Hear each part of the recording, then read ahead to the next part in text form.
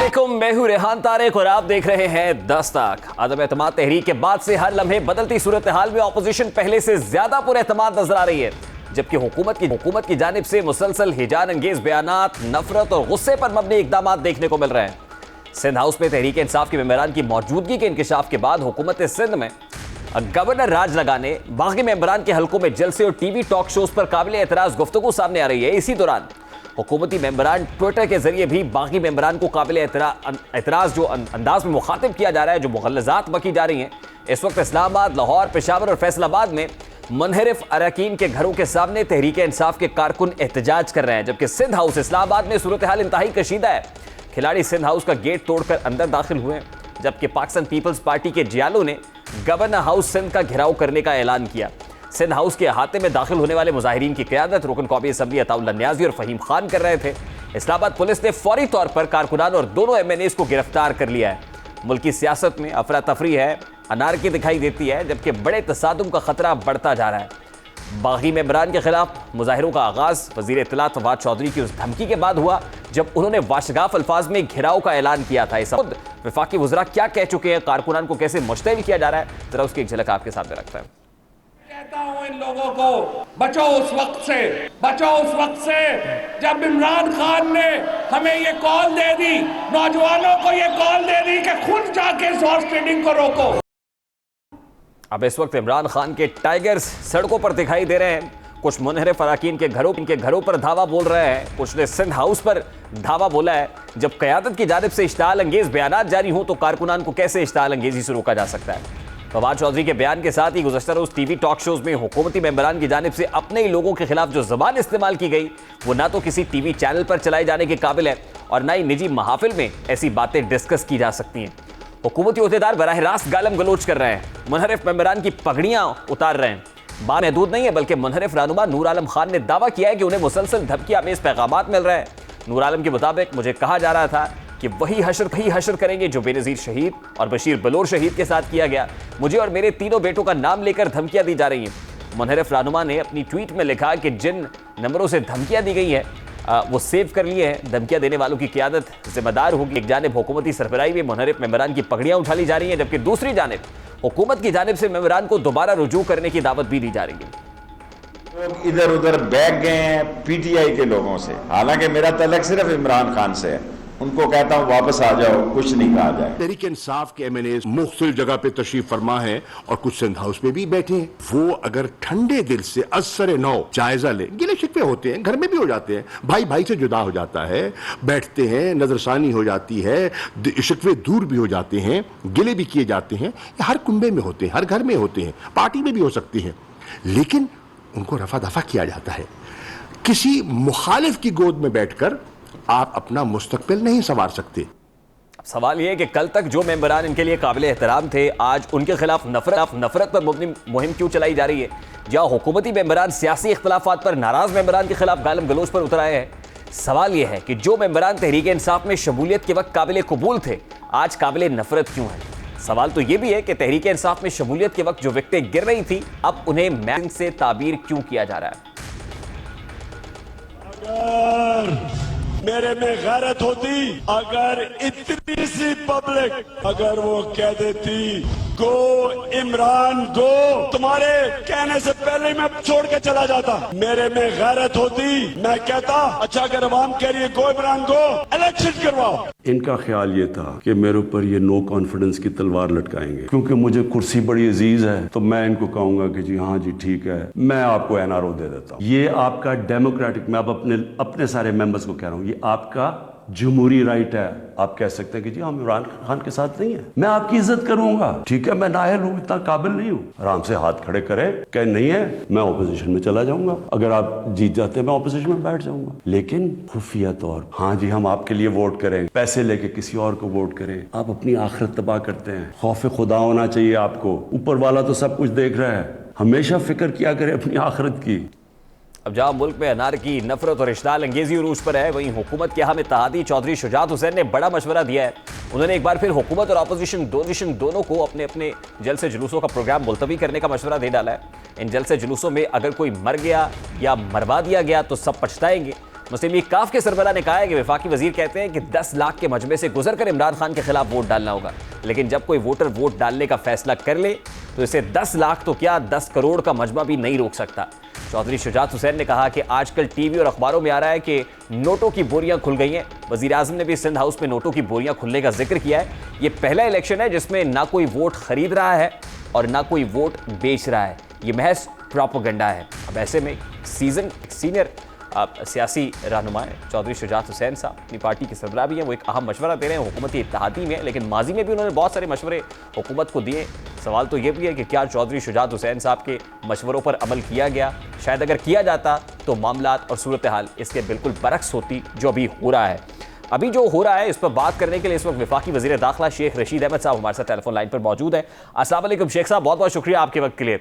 शेख साहब, मुमकिन तसादुम से पहले ही तसादुम की सूरत हाल तो बन गई, इस पर मैं आपसे बात करूंगा, लेकिन उससे पहले being senior member of the cabinet, आप वजीर आज़म इमरान खान साहब को eight this point in time क्या मशवरा दे रहा है? यही मशवरा दे रहा है, वो खुद समझदार है, लगा है, वो पूरी जिद्दोजहद में है। यही मशवरा है कि इनको वापस बुला लो जो नाराज हैं और लाइस को साथ दे दो, मसला ठीक करो। मैं तो लड़ाई झगड़े का हामी नहीं हूँ, मैं तो सुलह सफाई का ही पैगाम देता हूँ। आज भी यही मेरा पैगाम है कि जो नाराज मेंबर हैं वापस आए, इन्हें ले लिया जाए और जो हमारे इत्तेहादी हैं उनसे मसला बात की जाए और केस को खत्म किया जाए। शेख साहब, एक तरफ मुजाहरे हो रहे हैं और फिर खास तौर पर टॉक शोज के अंदर भी आकर पाकिस्तान तहरीक इंसाफ के लोग क्या कुछ कह रहे हैं, इनको मुजाहरे हो रहे हैं, दूसरी तरफ आप इनको आने की दावत दे रहे हैं। डोंट यू थिंक कि मामला तो पॉइंट ऑफ नो रिटर्न पर आ चुका है? कोई न्यू रिटर्न नहीं होता जी, अभी भी सब चीज, अभी कोई चीज इतनी खराब नहीं है। आए तो इनको वेलकम करना चाहिए। मेरी आपने मुझसे इंटरव्यू ले रहे हैं, मेरी तो राय है ये वापस आ जाए तो इनको वेलकम करना चाहिए। नहीं, यकीनन शेख साहब, इस वक्त तो यकीनन पाकिस्तान तहरीक इंसाफ हुकूमत के हक में यही होगा कि जो लोग मुनहरिफ हैं, इनहराफ कर रहे हैं, वापस आ जाएं। अब लेकिन वापस आने का तरीकाकार क्या होगा? क्या कुछ लोग एंगेज कर रहे हैं इनके साथ? कोई बातचीत हो रही है? बातचीत तो हो रही है, अभी किसी नतीजे पे पहुंचती है या नहीं ये भी मैं कुछ कह सकता। तो शेख साहब, आपको क्या लगता है कि किस डिमांड पर अब भी ये लोग वापस आ सकते हैं? जो लोग मुज़ाकरात कर रहे हैं, मैंने तो जिंदगी में कभी मुज़ाकरात नहीं किए जी, उनको पता होगा। अगर इनकी कोई छोटी मोटी डिमांडें हैं तो मान ली जाए और वापस ले आया जाए। क्या है, मैं तो मुज़ाकरात नहीं कर रहा किसी से। देखिए, आपकी वजीर आजम से मुलाकात हुई, वजीर आजम अब भी लगता है कि डटे हुए हैं और ये कह रहे हैं कि इस वोट ऑफ नो कॉन्फिडेंस की मूव को नाकाम बना देंगे। तो किन ऑप्शंस पर वो गौर कर रहे हैं शेख साहब इस वक्त? भाई यही ऑप्शन है जो मैं आपको दे रहा हूँ कि इनको वापस ले लिया जाए और इत्तेहादी हमारे साथ आ जाए। और ऑप्शन क्या, कोई तावीज तो नहीं है, कोई काम तो नहीं करना। तो ये लोग वापस आ जाएं और हमारे जो इत्तेहादी हैं उनसे बात बरकरार है तो बात ठीक हो जाएगी। अगर नहीं ठीक हो जाएगी तो बस ठीक है, फिर इमरान खान सड़कों पे होगा। जो वो कहता है कि मैं सड़कों पे ज्यादा सख्त होगा, वो ज्यादा सख्त सियासत करेगा। तो शेख साहब, नहीं होगा तो क्या वजीर आजम ने सोच रखा है कि मुस्ताफी हो जाएंगे और उसके बाद सड़कों पर आएंगे? मुस्ताफी तो नहीं होंगे, वो खुद ब खुद ही खत्म हो जाएंगे। सड़कों पे वो जरूर आएगा, इसमें मुझे कोई शक नहीं है।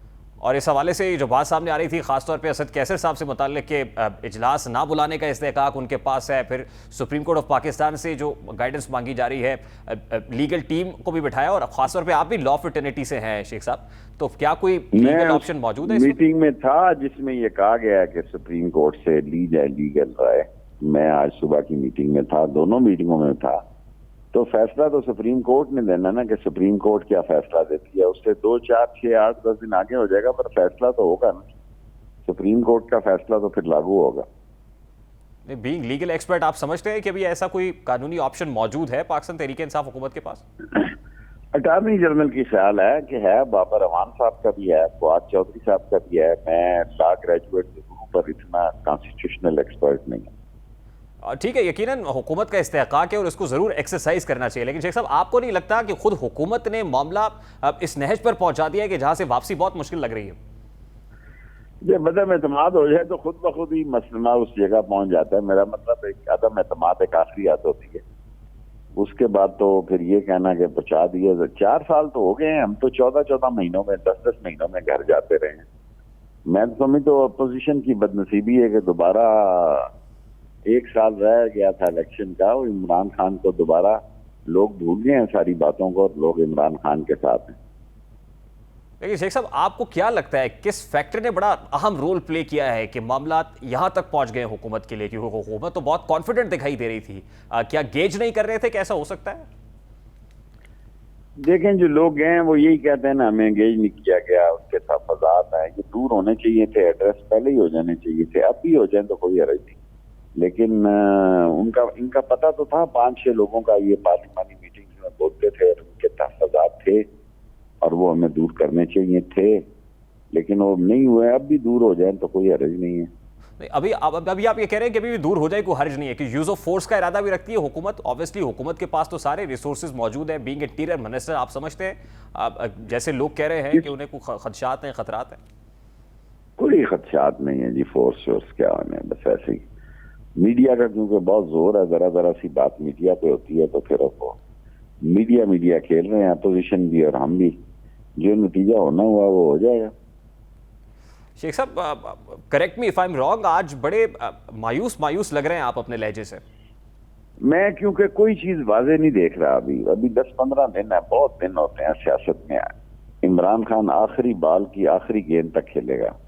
मैं अपने तजर्बे से ये कह रहा हूँ कि अभी बड़े दिन है और ये OIC गुजर जाए तो फिर मैं जरा इस पोजीशन में होऊंगा 25 तारीख को कि सूरत हाल बादल छट जाए और मतला जो है वो जो अबर आलूद है वो साफ हो जाए, फिर मैं इस पोजीशन में होऊंगा। मुझे तो सारे ही अजीब सूरत हाल में दिखाई दे रहे हैं।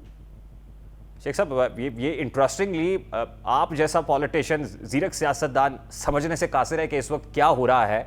अब आपको क्या लगता है कि अचानक आनन फानन ऑपोजिशन के पास ऐसा क्या आ गया है कि ऑपोजिशन इस वक्त कंट्रोलिंग पोजीशन में कोई कंट्रोलिंग पोजीशन नहीं जी, लड़ाई झगड़े का खर्चा है।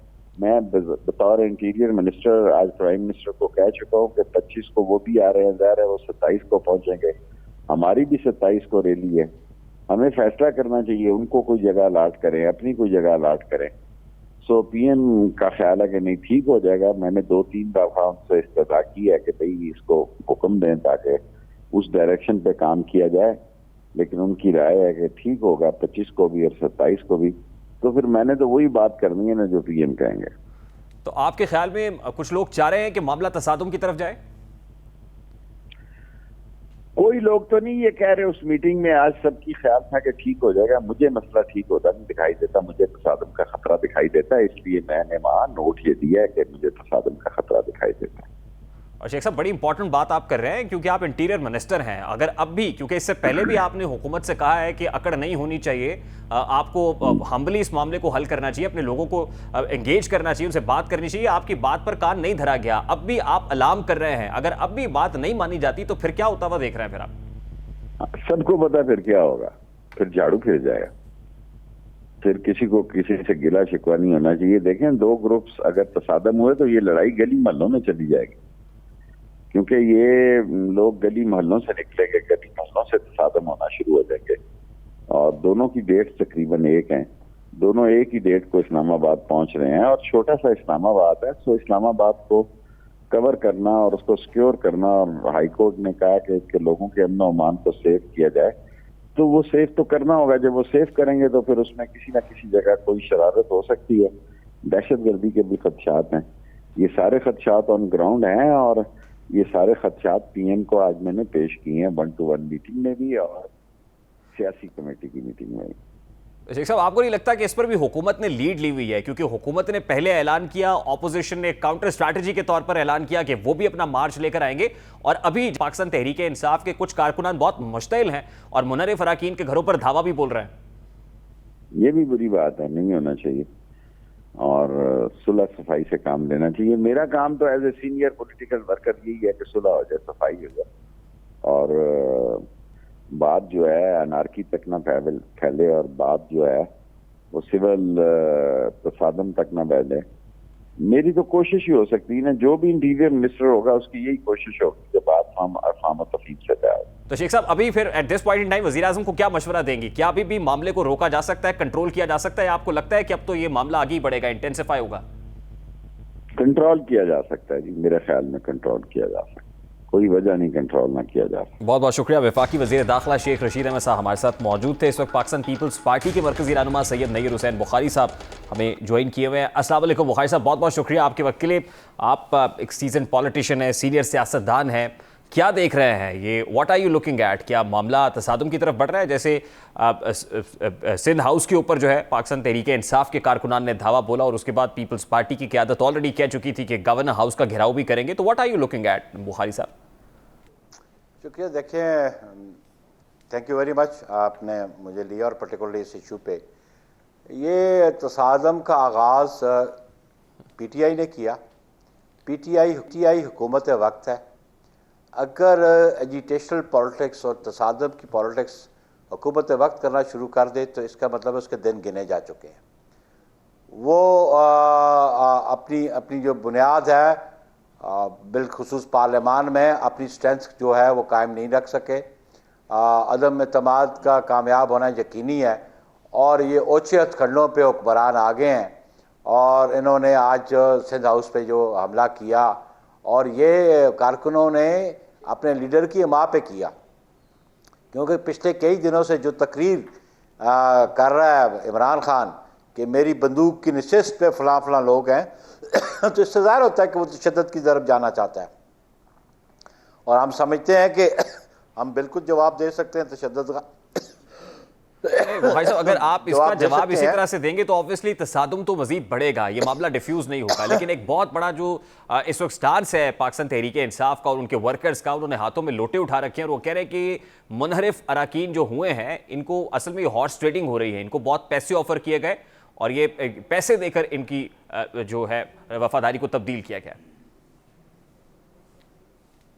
कतन ये बात नहीं है। वोट ऑफ नो कॉन्फिडेंस में हर मेंबर का राइट है कि वोट डाले, अपनी मर्जी से डाले, ये उसके पास आइन उसको इख्तियार देता है।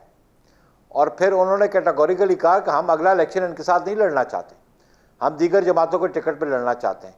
उन्होंने अपने ग्रीवेंसेस बयान किए मौजूदा हुक्मरानों के खिलाफ। उन्होंने कहा कि जिस तरह 3-3.5 साल इन्होंने हुक्मरानी की और जिस किस्म का अंदाज उन्होंने अपनाया आवाम में, तो ये जमात जो है ये तो बिल्कुल पिट चुकी है, इसको कोई पजीराई नहीं मिलेगी आने वाले इंतखाबात में। और जो पॉलिटिशियंस हैं वो अपनी सीट्स अपनी सिक्योर करना चाहते हैं पार्लियामेंट में नेक्स्ट इलेक्शन में, और उन्होंने पॉलिटिकल पार्टी से अपनी गिव एंड टेक की और ये कहते हैं ये रिज़ाइन कहते हैं कर दें।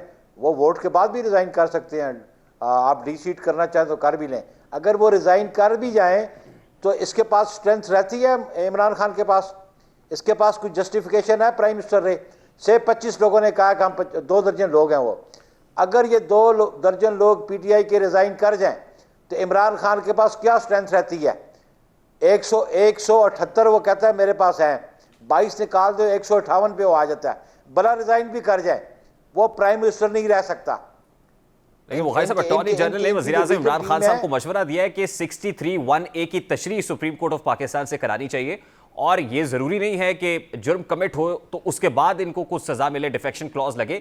इससे पहले जो है जब पार्टी सरबराह ये कह रहा है कि ये इन्हराफ किया इन्होंने, तो स्पीकर को वो लिख सकता है कि इनके खिलाफ एक्शन लिया जाए, इनकी रुकनीत मुअत्तल की जाए।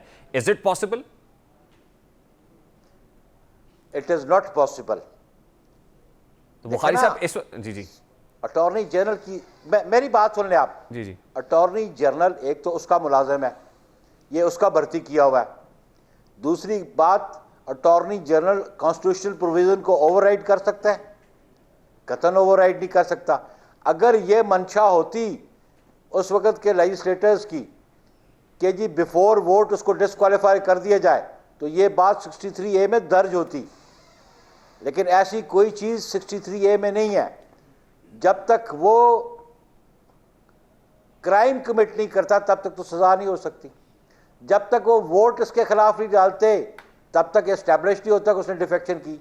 डिफेक्शन जब एस्टेब्लिश हो गई तो फिर वो डी सीट होगा। तो ये इस अंदाज से ये हैं, इनको शिकस्त नज़र आ रही है और ये अटॉर्नी जनरल ने उनको रास्ता ये दिखाया कि शायद वो स्टे मांगे सुप्रीम कोर्ट से जाके कि जब तक ये इस रेफरेंस का फैसला नहीं होता तो वोट ऑफ नो कॉन्फिडेंस की वोटिंग ना हो, लेकिन ये सुप्रीम कोर्ट कतन नहीं करेगी, इंटरप्रेट तो ज़रूर करेगी, लेकिन इनको ये स्टे नहीं मिलेगा कि जो प्रोसेस है, कॉन्स्टिट्यूशनल प्रोसेस है, वो रुक जाए। और ये समझ, अब इनकी शिकस्त इनके इस अमल से नजर आ रही है कि ये इनके पास वो नहीं है प्रोविजन। भला 22-25 लोग भाग गए हैं, छोड़ गए हैं, डिफेक्ट कर गए हैं, तो इसके पास स्ट्रेंथ कहां से रही है? कहां से रही है मेजोरिटी 172 की? इसके पास कोई जवाब है गवर्नमेंट में बैठने का? इसके पास कोई मॉरली कोई जवाब है कि वो गवर्नमेंट में बैठे हो, प्राइम मिनिस्टर कराए और ये मिनिस्टर, कैबिनेट मिनिस्टर भी वजारतों के मजे लेते रहे? क्या बात करते हैं आप? Morality can be seen on both sides. ठीक, बुखारी साहब, इस वक्त पाकिस्तान तहरीक इंसाफ के जो एमएनएज हैं वो आपकी सेफ कस्टडी में है। पीटीआई के एमएनए नूर आलम खान साहब ये कहते हैं कि मैसेजेस आ रहे हैं कि आपको जान से मार देंगे। अब इनकी सिक्योरिटी और फिर इनको इंटैक्ट रखना, इसको पाकिस्तान पीपल्स पार्टी बिलखुसूस और ऑपोजिशन कैसे मुमकिन बनाएगी? देखिए जी, वो तो हमारी क़यादत ही फैसला करेगी और ये जॉइंट अपोजिशन फैसला करेगी। थ्रेट आ रहे हैं तो थ्रेट इसलिए आ रहे हैं ना कि ये जो पॉलिटिकल प्रोसेस है, जो कॉन्स्टिट्यूशनल प्रोसेस है, उसमें ये नाकाम हो गए हैं, ये हार गए हैं, इनको शिकस्त इनके सामने नज़र आ रही है। तो वो इलीगल अनकॉन्स्टिट्यूशनल मेजर्स या वो तशद्दुद की जानिब, बुखारी साहब, don't you think in writing custodian of the house को लिखना तो चाहिए कि हमें ये मैसेजेस आ रहे हैं ताकि लीगल चैनल इस्तेमाल हो सके? देखिए जी, वो कस्टोडियन ऑफ हाउस को क्या लिखे, वो जो है कंसर्न क्वार्टर्स, वो उनको साइबर क्राइम का हवाले से वो बिल्कुल कंसर्न अथॉरिटीज को लिखे। वो उनकी मर्जी है ना, उनकी स्वाबदीद है, वो कंप्लेनेंट बन सकते हैं, वो कंप्लेनेंट दें। तो वो खालिद साहब, लास्टली ये फरमाइएगा कि मामला किस जाने बढ़ता हुआ देख रहे हैं? आपको लगता है कि ये जो काउंटिंग का प्रोसेस है vote of no confidence day पर, ये खुशउस्लूबी अंजाम पाएगा या मामला तसादुम की तरफ जाएगा? बात है कि अब ये जो जॉइंट अपोजिशन में तसादम नहीं चाहती, लेकिन अगर हम इन्होंने प्रोवोक किया तो उसके बारे में जो जॉइंट अपोजिशन फैसला करेगी। स्ट्रेंथ इनके पास भी है, स्ट्रेंथ है, जो जॉइंट अपोजिशन है उनकी पॉलिटिकल फोर्स भी हैं, लेकिन हम ये समझते हैं कि ये स्टेट मशीनरी है। स्टेट मशीनरी को जो कानूनी इख्तियारात हैं वो इख्तियारात उन पे अमल करना चाहिए। लेकिन बुखारी साहब, अगर दूसरी तरफ से भी यही कुछ होगा, मौलाना फजलुर रहमान साहब अंसारुल इस्लाम को बुलाएंगे या आपके कारकुनान सड़कों पे होंगे, तो आपको नहीं लगता फिर तीसरी कुव्वत को मौका मिलेगा या आप दावत देंगे? देखिए जी, वो तो डिपेंड करता है तीसरी कुव्वत का क्या रोल होगा, लेकिन वो हम ये समझते हैं कि ये स्टेट मशीनरी है, पुलिस है, चीफ सेक्रेटरीज हैं, लोकल एडमिनिस्ट्रेशंस है, आर्म फोर्सेस हैं, वो पीटीआई के मुलाजिम तो नहीं है और ना ही वो अपोजिशन के मुलाजिम है, लेकिन उनकी जिम्मेदारी आइन के तहत जो बनती है, law and order situation control करना इस्लामाबाद के एडमिनिस्ट्रेशन का काम है, वो काम करे। पंजाब में चीफ सेक्रेटरी का काम और आईजीज का काम है, यहाँ पे चीफ कमिश्नर का काम है, तो वो किस बात की तनख्वाह लेते हैं? पीटीआई तनख्वाह देती है उनको। बहुत शुक्रिया सैयद नईर हुसैन बुखारी, पाकिस्तान पीपल्स पार्टी के मरकजी रहनुमा हमारे साथ मौजूद थे। वे को एक शॉर्ट ब्रेक ले रही है, ब्रेक के बाद वापस आएंगे। एमक्यूएम पाकिस्तान के मरकजी रहनुमा वसीम अख्तर साहब हमारे साथ मौजूद होंगे। इस ब्रेक के बाद हमारे साथ रहिए।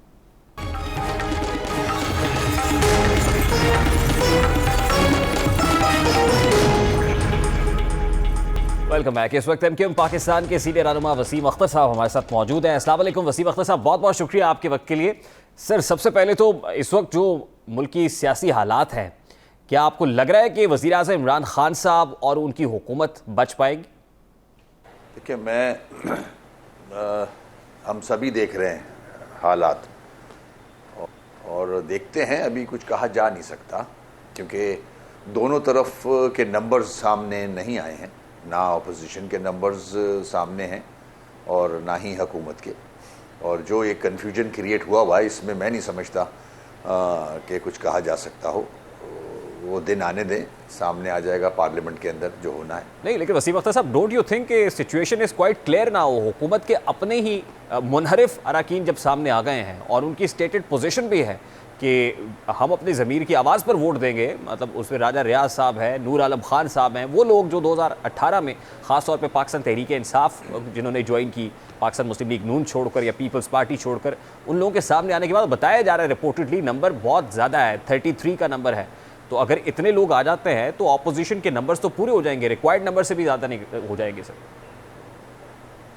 देखें, जो जिस तरह से ये चीज़ सामने आई है कल से, सिंध हाउस का जो इशू है, उससे तो एक आदमी की सोच बनती है कि गवर्नमेंट इस वक्त मुश्किल में है, मगर फिर भी जो तारीख़ है उस तारीख़ को भी मैं समझता हूँ देख लिया जाए कि कहाँ बैठती है जाके बात, मगर ख़दशात ज़रूर हैं। तो इस कन्फ्यूजन के अंदर क्या MQM पाकिस्तान जो हुकूमत की इंपॉर्टेंट एल आए है वो भी कंफ्यूज है कि किस तरफ जाना है? कंफ्यूज नहीं है MQM, LI जो है वो उसको पता है क्या करना है, और जब वक्त आएगा तो MQM भी फैसला करेगी। अभी तो सिर्फ देख रही है MQM as a political party, सब पार्टी से मुलाकातें भी कर रही हैं, इवन हमारी जो कोलिशन पार्टनर्स हैं PTI, हमारी प्राइम मिनिस्टर साहब से भी मीटिंग हुई है, हमारे असद उमर साहब और इमरान इस्माइल साहब से भी हुई है, और दूसरी सियासी जमातों से भी हुई है। मुल्क की हालात पे बातचीत हुई है, बिल्कुल हम भी एक स्टेक होल्डर हैं, तो वहाँ तक तो ठीक है, मगर फैसला देख के करेंगे बिल्कुल। हम आज़ाद हैं अपने फैसले में। नहीं, आपकी मुलाकात हुई है, आप वज़ीर आज़म साहब को क्या मशवरा दे रहे हैं कि बचाव का रास्ता क्या है अब इस वक्त?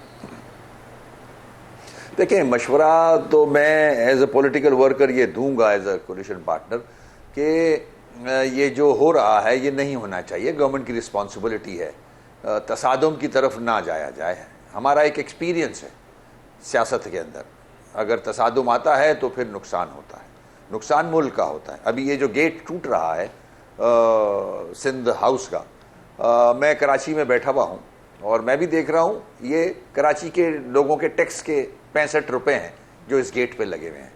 तो पहले ही मुल्क का बुरा हाल है, तो इस तरह से नहीं होना चाहिए, इसको रोका जाए, कंट्रोल किया जाए। एक जमहूरियत पसंद पार्टी को चाहिए कि वो जो पार्लियामेंट में है उसको ऑप्शन को एग्जॉस्ट होने दे, और जो ये जलसा डी चौक पे भी किया जा रहा है, चाहे वो अपोजिशन का हो चाहे वो गवर्नमेंट का हो, मैं समझता हूँ ये भी ज़्यादा है, इसको भी नहीं होना चाहिए। पार्लियामेंट में देखा जाए कि ये कामयाब होते हैं नहीं होते अपोजिशन 172 मेंबर्स लाने में। लेकिन हुकूमत की बॉडी लैंग्वेज तो वसीम अख्तर साहब बता रही है कि they are quite frustrated at this point in time, और वो चाहते हैं कि कुछ ऐसा हो जाए। एक तरफ तो ये कहा जा रहा है मुनहरिफ अराकीन से कि अब अभी भी वापस आ जाए, दूसरी तरफ उन पर प्रेशर डाला जा रहा है, उनको धमकियां दी जा रही हैं, उनके घरों पर धावे बोले जा रहे हैं। क्या ये दुरुस्त अमल है? बिल्कुल गलत, इस तरह से नहीं होना चाहिए। जाहिर है कन्फ्यूजन का शिकार है, फ्रस्ट्रेशन का शिकार है गवर्नमेंट PTI, मगर इस तरह से नहीं करने दिया जाए, रोका जाए इनको, और ये प्राइम मिनिस्टर साहब की जिम्मेदारी बनती है कि हालात यहाँ तक ना जाएं कि खुदा न खास्ता कोई जमहूरियत को नुकसान पहुँचे। देखिए वसीम अख्तर साहब, चौधरी परवेज़ इलाही साहब ने ये कहा कि हमारा 100% झुकाव अपोजिशन की तरफ है, तो आपका झुकाव इस वक्त इन हालात में किसकी तरफ है? हुकूमत की तरफ है या अपोजिशन की तरफ है? मेरा झुकाव मेरे अपने लोगों के मसाइल की तरफ है। मेरे लोगों के मसाइल आज 70, 72, 73 साल हो गए वो हल नहीं होके देते। हर बड़ी जमात से हमने एग्रीमेंट किया, मगर किसी ने भी कराची, हैदराबाद, सक्खर, मीरपुर ख़ास जो शहरी ख़ास तौर पे इलाके हैं सिंध के, उनके मसले हल नहीं किए। आज PTI के सामने भी रखा है, मगर कोई सेटिस्फैक्ट्री रिजल्ट्स नहीं आए। तो अब मेरा झुकाव सिर्फ मेरे अपने लोगों के मसाइल के हल के ऊपर है, हल की तरफ है, और इन मसाइल के हल की कहानी आपको पीपल्स पार्टी ने भी कराई है। सोचें जी, पीपल्स पार्टी ने भी आपको इन मसाइल के हल की यकीन दहानी तो कराई है। हुकूमत तो 4 साल में इन मसाइल को हल नहीं कर सकी, जब पीपल्स पार्टी यकीन दहानी करा रही है, तो क्या आप इस पर अमल करने को तैयार हैं? देखिए, हमारा एक पास्ट बड़ा बैड एक्सपीरियंस लेके चल रहा है ऑन दीज एग्रीमेंट्स। किसी ने भी कोई एग्रीमेंट हल नहीं किया, फुलफिल नहीं किया, चाहे वो कोई भी जमात हो। तीनों जमात को आजमाया हुआ है, पीटीआई, पीएमएलएन एंड पीपल्स पार्टी। अब अगर हमारे मसाइल हल होते हैं जो कि आवाम के मसाइल हैं, हमारी पार्टी के, या हमें कोई वजारतें नहीं चाहिए, हमें गवर्नरशिप नहीं चाहिए, हमें जो देरीना मसाइल हैं, quota, implementation of supreme court orders, और यहाँ का जो एडमिनिस्ट्रेटिव जो मेजर्स लिए जाते हैं उनको स्टेक होल्डर के साथ मिल के तय किया जाए। कोई ऐसा अमल किया जाए कि कराची प्रॉस्पर हो, डेवलप हो, उसके असरात पूरे सिंध पर जाएंगे, पूरे मुल्क पर जाएंगे। मुझे क्योंकि बार बार ब्रेक का कहा जा रहा है, शायद तंगी वक्त को मलहूज़े खातिर रखते हुए, कल क्योंकि खालिद मकबूल सिद्दीकी साहब ने -1 का कहा था कि माइनस इमरान खान कबूल हो सकता है, तो आपको लगता है कि माइनस इमरान खान में हल छुपा हुआ है? उनसे सवाल ऐसा किया गया था, उनकी सोच है ऐसी, और जाहिर है हमारा एक एक्सपीरियंस है, ऐसा होता रहा है। जब हालात इस तरफ ले जाए जाएं और जिस -1 की बात हो रही है और वो कंट्रोल ना कर सके और ना करना चाहे, जैसे सिंध हाउस में हो रहा है, या गवर्नर रूल लगाने की बात की जा रही है, तो ये तो अजीब से डिसीजंस होने जा रहे हैं। अगर ये होने जा रहे हैं, माइनस इमरान खान कबूल होगा? इमरान खान फायदा नहीं है, नुकसान ही नुकसान है जी। माइनस इमरान खान साहब को कबूल होगा वजीर आजम पाकिस्तान को? ये तो उनसे सवाल किया जाए, पीटीआई वालों से सवाल किया जाए। सर, अनफॉर्चुनेटली मुझे ब्रेक लेने का कहा जा रहा है। वसीम अख्तर साहब, thank you very much for joining us. MQM के मरकज़ी रहनुमा वसीम अख्तर साहब हमारे साथ मौजूद थे। Let's take a very quick short break के बाद आते हैं।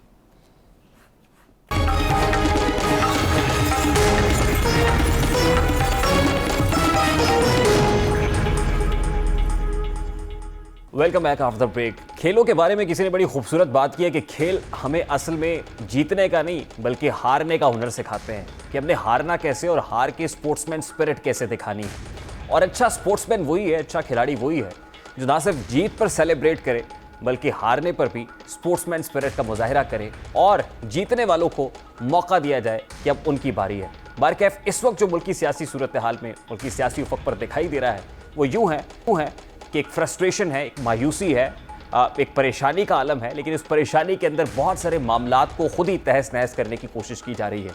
और ये जानते बूझते हुए कि अगर ऐसा हुआ तो तसादुम होगा, और तसादुम होगा तो डेमोक्रेसी के लिए, जमहूरियत के लिए, मुल्क के लिए और आवाम के लिए कोई अच्छी बात नहीं है।